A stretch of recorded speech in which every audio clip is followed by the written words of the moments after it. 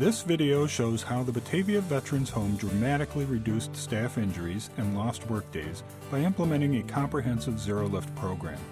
Changing from manual to mechanical lifting resulted in fewer employees out on workers' compensation, reduced overtime, and improved morale for both staff and patients.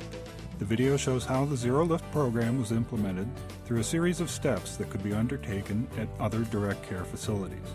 You will also learn about resources available to help you begin this important program. A fifth of our workforce was out on workers' comp due to injuries that they received as a result of just going to work during the day. Healthcare workers have the highest rate of injury, even higher than truck drivers and construction workers. You know, they tried to lift him out of bed and I could just see my dad just grimace. It was brutal. It was awful. Nobody should have to go through that. My dad's quality of life changed immensely when he came to the New York State Vets Home. I'm not like an elderly person that they're fragile, but I feel it would hurt. And safe patient handling answers all that. It's a win-win situation for both labor and management and the resident.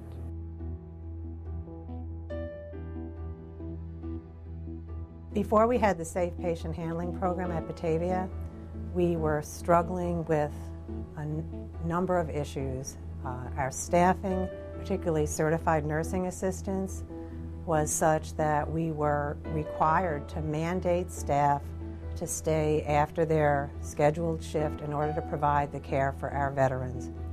And this was causing both issues with resident care, but also it was just horrible for our staff.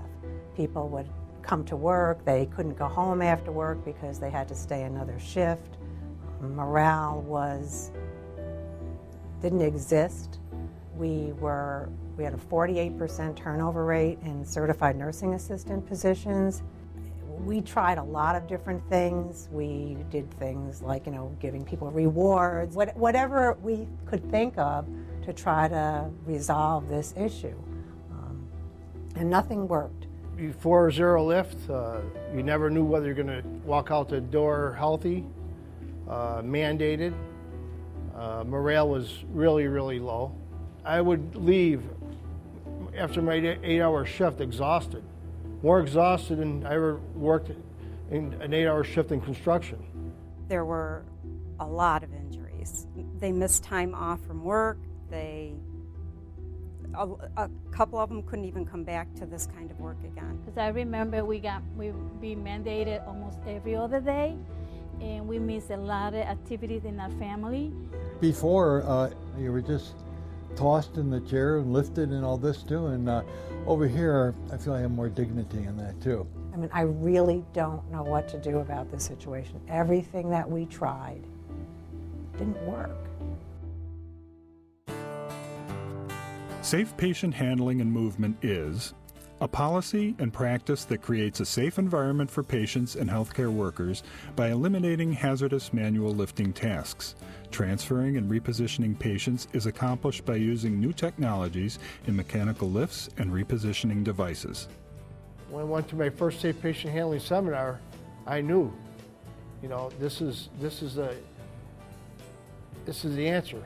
It became really clear to me that the injuries that our staff were getting at work were real, devastating, life-altering, and what we were asking them to do as part of their job was hurting them. I had no idea that the benefit of doing this program was going to have such a positive impact on so many aspects of what we do in this facility. They're able to use this equipment, and the equipment puts you where you need to be put, and it don't hurt you, and that's nice. And there's a lot of times people have to be lifted to the darndest places. A successful program takes more than just having equipment. It takes commitment from top management and complete involvement of workers throughout a facility to put the pieces of a successful program together. This means setting clear policy statements that are supported by top management, where clear goals and expectations are set, and managers and workers are held accountable. It means dedicating resources for equipment and training, and performing ongoing evaluation and continuous improvement.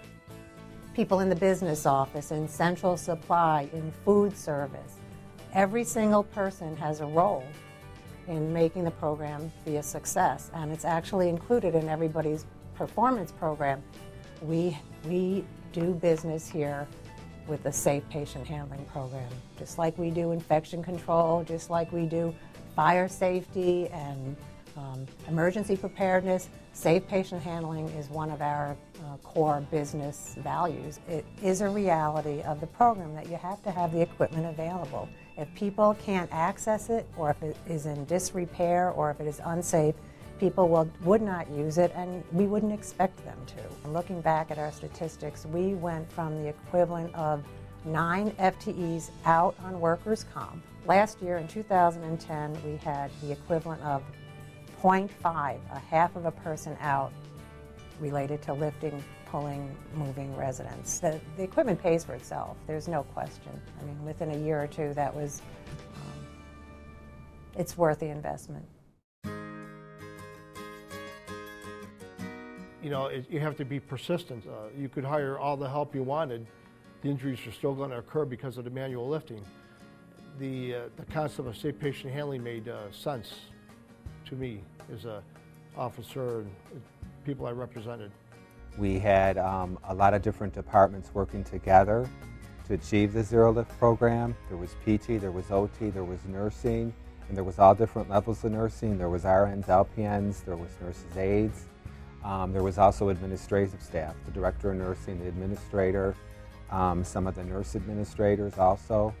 And everybody's input was very important. And then once we met as a committee, we did develop subgroups to carry out some of the tasks. There was a very organized timeline of all the things that we needed to do and what subcommittees were responsible for what aspects. We had to make sure that we had representation from the people that were going to be implementing the program. So we paid people to come to the meeting. Also, by including all 3 shifts and the naysayers, it helped with the buy-in.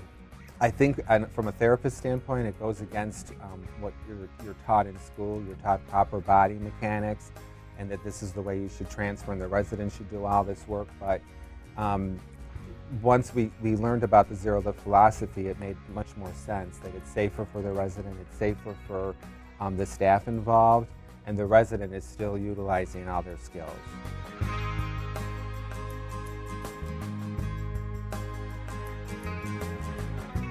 When we first began Safe Patient Handling, we had a consultant come in, and she would go through the care plans, and she would talk to the staff and start to introduce Safe Patient Handling to the staff. At the end of those sessions, she would come back and have this list of paper for me to change care plans. And what we did is we went through all the care plans, and anyone that was a 2 assist, we changed them to either a standing mechanical lift or a total lift or whatever lift was appropriate for them at that time. So we went through 126 residents, 126 care plans, and we blitzed them. We went through everything and changed anything that needed to be changed. There is a lot of different equipment that was available out there. One of the key things that we did was we actually trialed the equipment. Frontline caregivers were kind of negative towards it because of the time element involved. But I had assurances from my director of nursing that she would back us up if it came to a point where supervisors are going to write people up or rush people into the dining room. We were told to work in a timely and safe manner. And for the most part, it was a partnership between management and labor.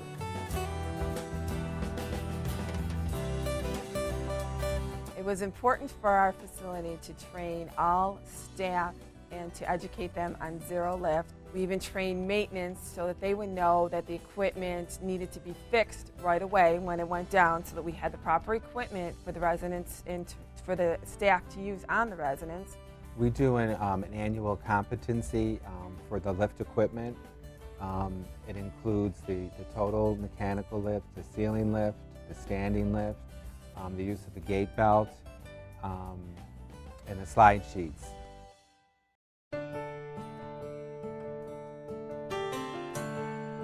Joanne called it a culture of safety. We get time off, which we never did before. You would have to call in if you wanted time off. It's like a whole different work situation. And I never really pulled the numbers apart to actually look at what percentage of our injuries for workers' comp as a whole were related to lifting, pulling, moving residents. I don't know why. That just seemed to be, we just accepted that there was a level of injury that was going to occur in healthcare. I can't believe what an impact this program has had on this entire facility and the people that work here and the people that live here. It's crazy. And it is work. You know, it does take time and it does take commitment. It's worth it. And no, we would never go back. We would never go back. A successful safe patient handling program takes commitment by everyone in a facility to put the pieces together. It takes management commitment, employee involvement, problem identification, and finding solutions, training, and maintaining success and momentum. These pieces make it possible to eliminate the hazard of manual lifting tasks so that injuries are reduced, the facility is fiscally stronger, and the quality of life for residents and workers is improved. My dad's quality of life changed immensely when he came to the New York State Vets Home. Before he came into any facility, he was able to walk and get around and everything, and then he went to one facility and he couldn't walk and do anything. And then he came in here, and I think he had been here a week or two, and I came in to visit him, and I saw him walking down the hall with the assistance of the lift, and it was just, I think, one of the most moving moments of my life to see the big guy up there walking around. It was awesome. My legs are getting stronger, and I don't have that pain now from being lifted up. This is great. This is a good facility. Excellent. I love it here. We got more opportunity to stay home and get time off, and the zero lift is the best thing that happened to the facility. Things have changed. It's a lot better now. The before and after picture of safe patient handling at this facility is that no one would ever choose to go back, not one person. It changed everyone's lives for the better. And again, in healthcare, and what more really do you want at the end of a day is that people's lives were better in some way. That's really what we do. And the program, the Safe Patient Handling Program, it achieves that every day.